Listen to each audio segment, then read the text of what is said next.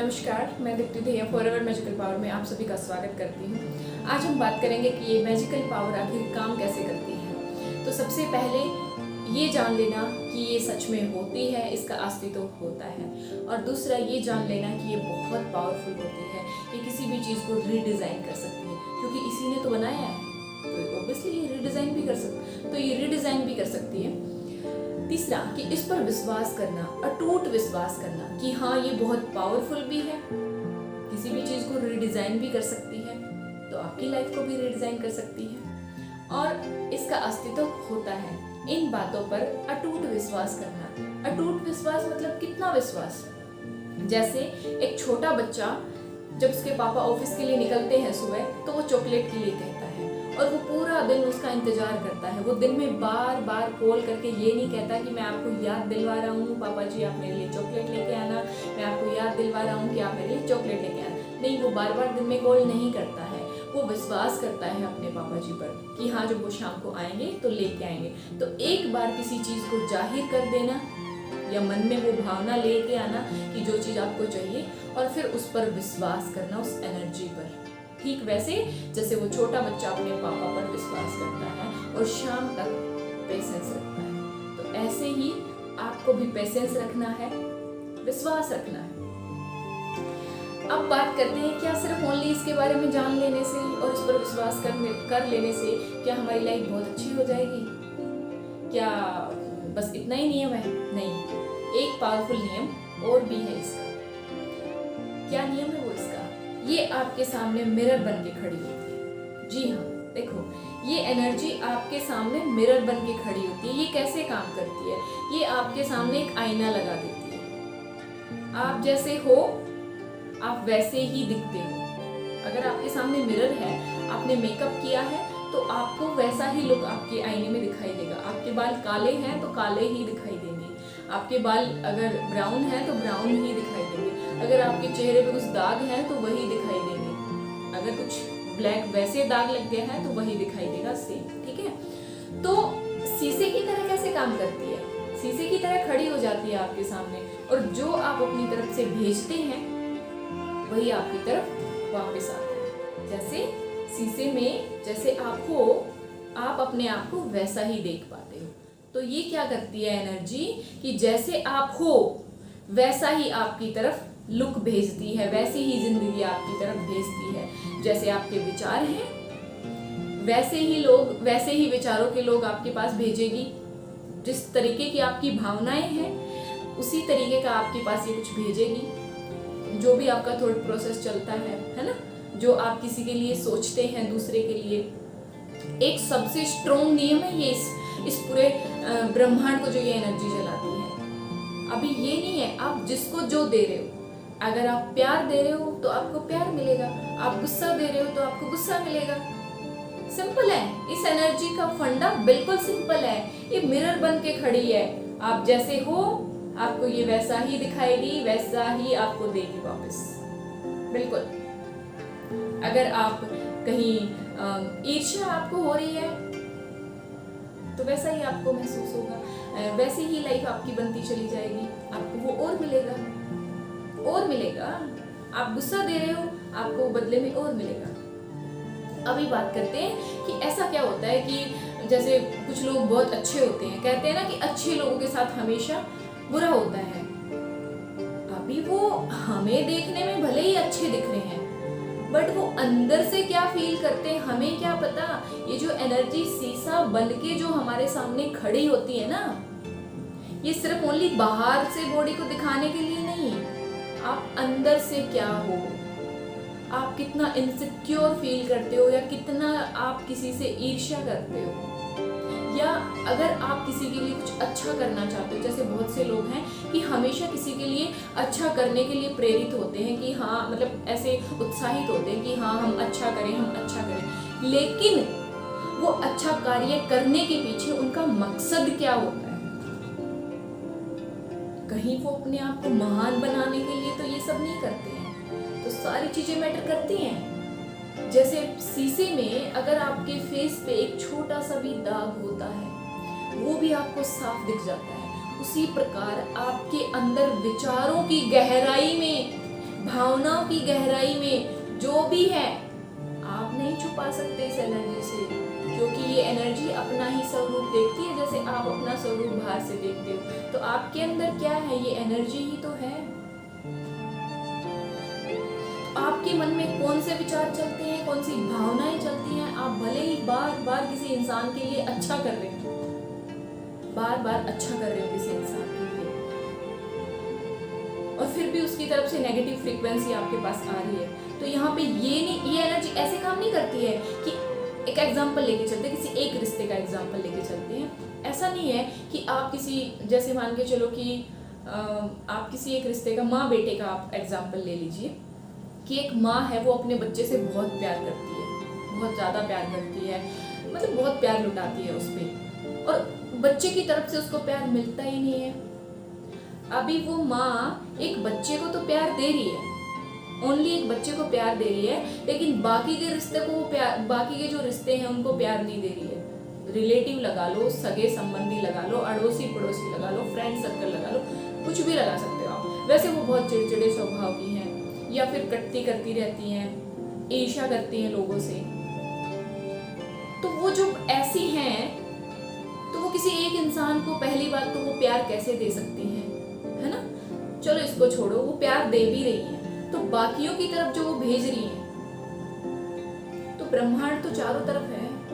ये एनर्जी ने जो मिरर आपके सामने खड़ा किया, वो एक सामने नहीं खड़ा किया, चारों तरफ मिरर है। जो अंदर का झलकता है, अंदर का आप जो दे रहे हो वो आपके पास वापस आना निश्चित है, तय है। वो आपके पास रिटर्न आएगा।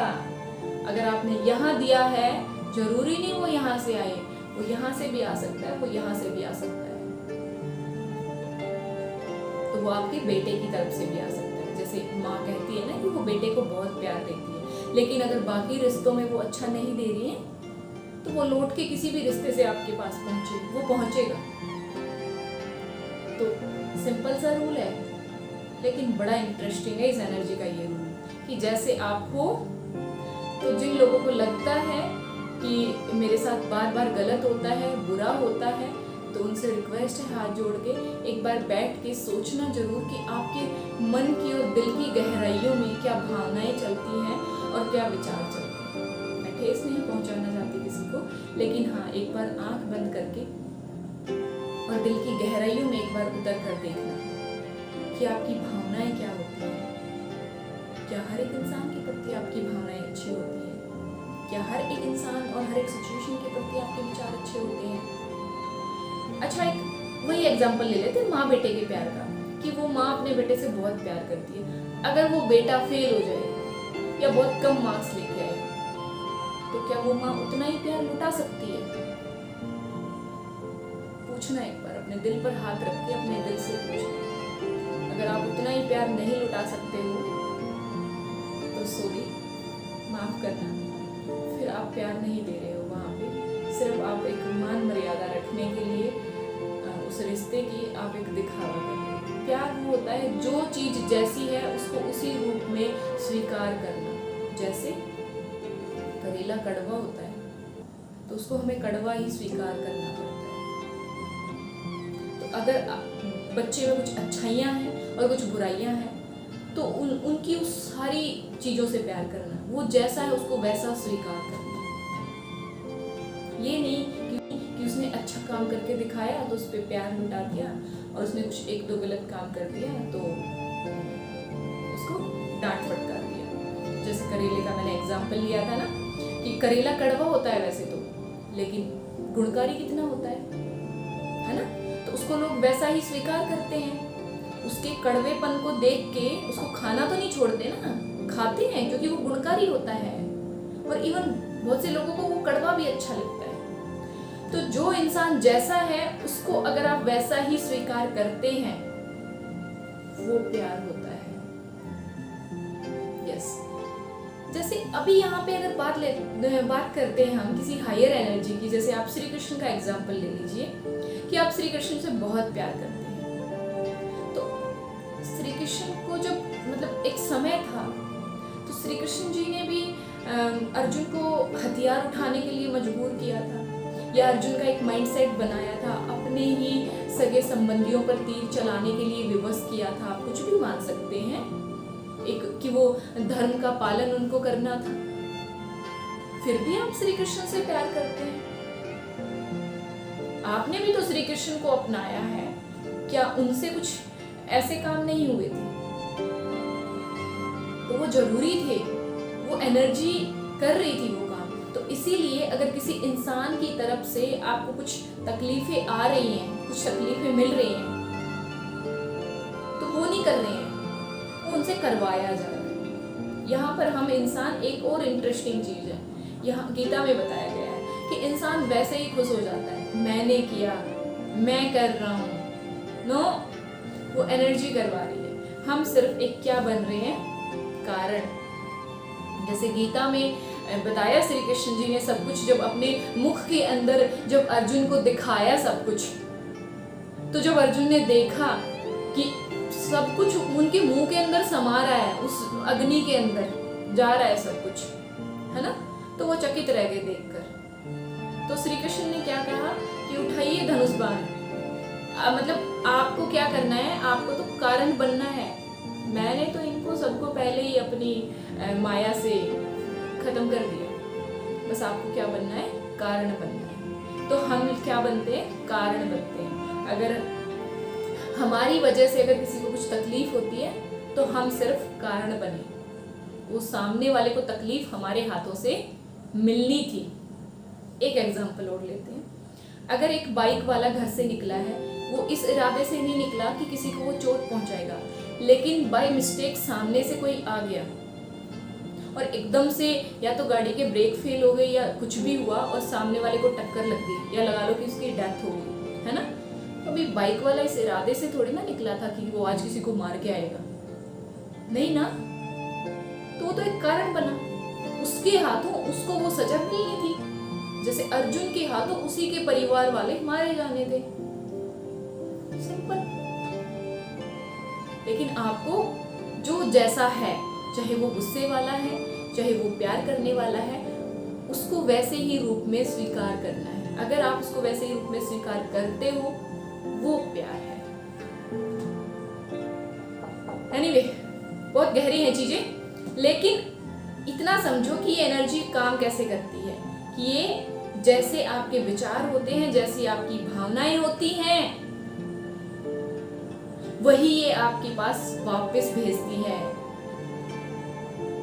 चाहे वो आप कहीं भी दे रहे हैं प्यार, कहीं भी आप मतलब गुस्सा दे रहे हैं, तो वो गुस्सा रिटर्न में आएगा। वो प्यार हो आपने गुस्सा यहाँ दिया, यहाँ प्यार दिया, तो आपको प्यार यहाँ से वापस आ जाएगा, गुस्सा यहाँ से आ जाएगा, आएगा, डेफिनेटली आएगा, क्योंकि आपने दिया है। तो ये सबसे इंटरेस्टिंग रूल है इस एनर्जी का काम करने का। और भी बहुत सारे तरीके हैं इसको समझने के, लेकिन धीरे धीरे हम इसको समझते जाएंगे। एक चीज और हम समझते हैं कि इस एनर्जी के साथ जो इसका काम करने का जो तरीका है, इस एनर्जी के साथ हमें अपना एक गहरा संबंध बनाना पड़ेगा। इसकी जो फ्रीक्वेंसी होती है, हायर फ्रीक्वेंसी होती है, उसके साथ अपनी फ्रीक्वेंसी को मैच करना पड़ेगा। देखो, हम भी एक एनर्जी है, वो भी एक एनर्जी है, हम एक ही परिवार का हिस्सा हैं। मतलब एक पूरा समुद्र है, तो उस समुद्र की हम एक बूंद है, तो हम उसी का हिस्सा हैं। तो हमें क्या करना पड़ेगा, उसके जैसा बनना पड़ेगा। देखो, जैसे अगर एक फैमिली में 4 लोग हैं, चारों लोगों की एक जैसी सोच है, एक जैसी उनकी हैबिट है, जैसे मान के चलो नीचे बैठ के खाना उनको, या मतलब हंसी मजाक करना, एक जैसी उनकी हैबिट है, तो वो फैमिली कितनी हैप्पी रहती है, क्योंकि सबके जो विचार हैं वो एक जैसे होते हैं, तो वो आपस में मिलजुल कर रह पाते हैं। लेकिन अगर किसी एक इंसान के भी विचार डिफरेंट होते हैं तो वो वहाँ पर घुल मिल नहीं पाता, और अगर एडजस्ट करना पड़ता है तो उसको बहुत तकलीफ होती है। तो इसीलिए उस एनर्जी को भी हमारे साथ एडजस्ट करने में तकलीफ होती है, क्योंकि हमारे उनके साथ विचार नहीं मिलते, वो फ्रीक्वेंसी मैच नहीं होती। तो उसके साथ मिलन करने के लिए, उसके साथ अपनी फ्रीक्वेंसी को मैच करने के लिए हमें क्या करना होगा, उसके साथ हमें समय बिताना होगा। जैसे अगर आप अपने परिवार के साथ समय बिताते हैं तो आपको बहुत अच्छा लगता है, उसी प्रकार अरे वो एनर्जी का ही तो हम हिस्सा हैं, वही तो हमारा परिवार है।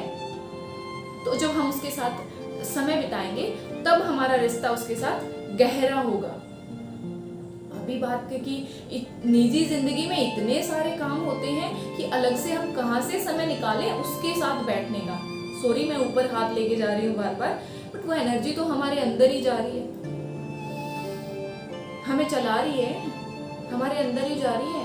कभी समय बिताया है इसके साथ? कभी बैठे हैं आप इसके साथ? आज पूछना अपने आप से, जो चीज आपको चला रही है, क्या उसके साथ कभी समय बिताया है?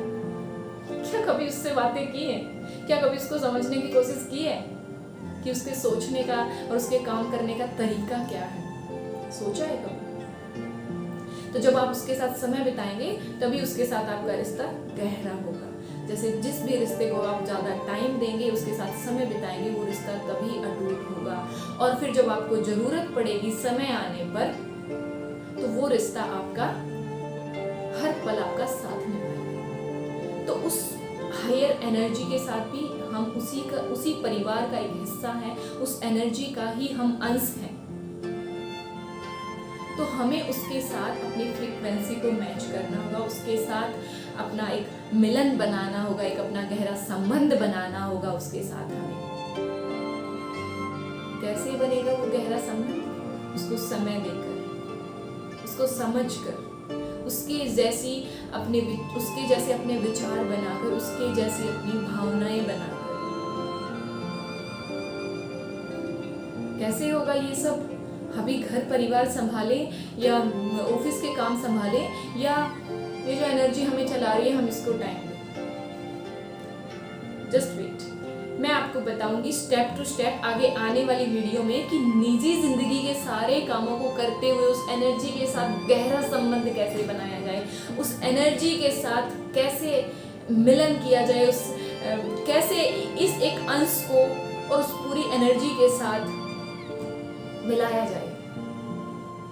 तो बने रहिए मेरे साथ, और अपनी जिंदगी को अगर आप मैजिकल बनाना चाहते हैं तो चैनल को सब्सक्राइब कीजिए और बेल आइकन को भी प्रेस कर दीजिए, ताकि आने वाली वीडियोस आप समय पर देख पाएं, एक भी मिस ना कर सकें।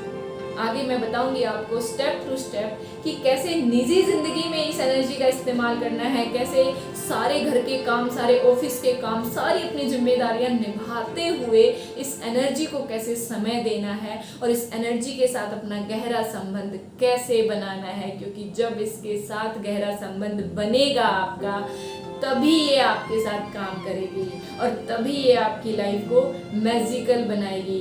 जैसे अगर कोई उच्च कोटि का विद्वान होता है, उसके पास बहुत सारी पावर होती हैं कि वो आपकी जॉब भी लगवा सकते हैं, आपका कहीं तबादला भी करवा सकते हैं, उनके पास इतनी पावर होती है। तो आपको क्या करना पड़ता है? उनकी हाँ में हाँ मिलानी, उनके उसका सोचने का तरीका है ना। लेकिन यहाँ पर जो विद्वान है, वो जो एनर्जी है, वो आपके अंदर की गहराइयों को पढ़ लेती है बिल्कुल। तो आपको अंदर से प्योर बनना पड़ेगा, बाहर से सूट बूट पहनने से काम नहीं चलेगा इस विद्वान के साथ, इस एनर्जी के साथ, है ना। तो अपने आप को प्योर बनाना है, अपने आप को समर्पण कर देना है, अपने आप को समर्पित कर देना है उसके सामने, तो वो डेफिनेटली आपके साथ काम करेगी और जब भी आपको जरूरत होगी वो आपका साथ निभाएगी।